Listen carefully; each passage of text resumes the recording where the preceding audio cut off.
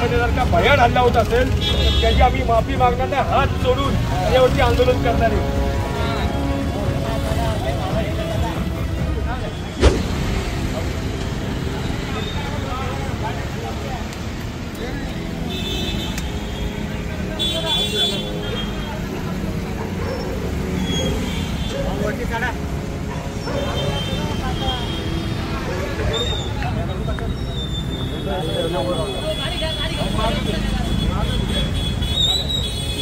पुढे रे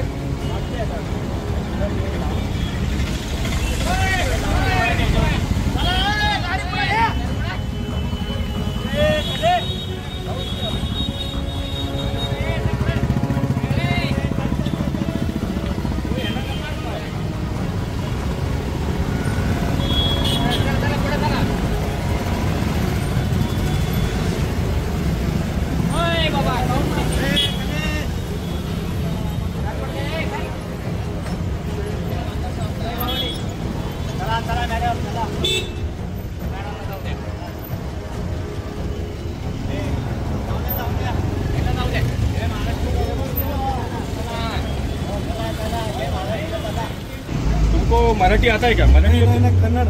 हाँ मराठी नाही. हे बघ, तुला जर इथं यायचं असेल तुला मराठी भाषा आली पाहिजे. आज आमच्या मराठी ड्रायव्हरला तुमच्या राज्यात मारले, त्याचा निषेधार्थ हे सगळं आम्ही आज थांबवलेले.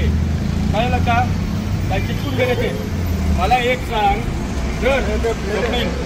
जर आमच्या राज्यात येऊन जर का यांना मराठी येत नाही, हे यांच्या भाषेत बोलतात, आमची सभ्यता आहे की आम्ही यांना कुठली गोष्ट करणार नाही. पण कर्नाटक सरकारला इशारा देत आहे की जर पुढे काळात जर का यांनी आमच्या ड्रायव्हर लोकांची मराठी माणसाची माफी मागितली नाही तर याच्यापेक्षा आंदोलन चिघळलं जाणार आहे व याची संपूर्ण जबाबदारी ही कर्नाटक सरकारची आहे. राज्याचं दिल्लीमध्ये सरकारमध्ये आज मराठी भाषेचं हे चालू आहे. दिल्लीमध्ये जर का अखिल भारतीय मराठी संमेलन चालू असताना जर का अशा प्रकारचे भयान हल्ले आमच्या मराठी माणसावरती होत असतील ते कदापि खपवून घेतले जाणार नाही. हे आज यांना आम्ही आज सांगतोय, फक्त प्रेमात सांगतोय. हे इकडे रे ड्रायव्हर, इकडे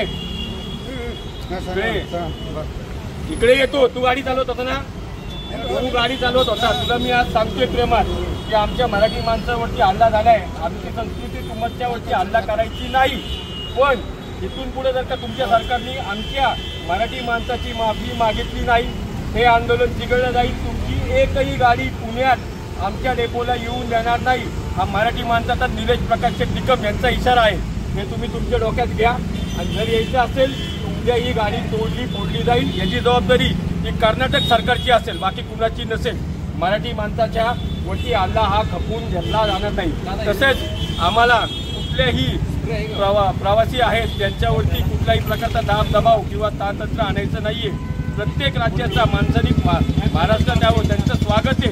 पण असं जर का मराठी माणसावरती हल्ला होत असेल तर कदापि मराठी माणूस शांत बसणार नाही. जय हिंद, जय महाराष्ट्र, जय शिवराज.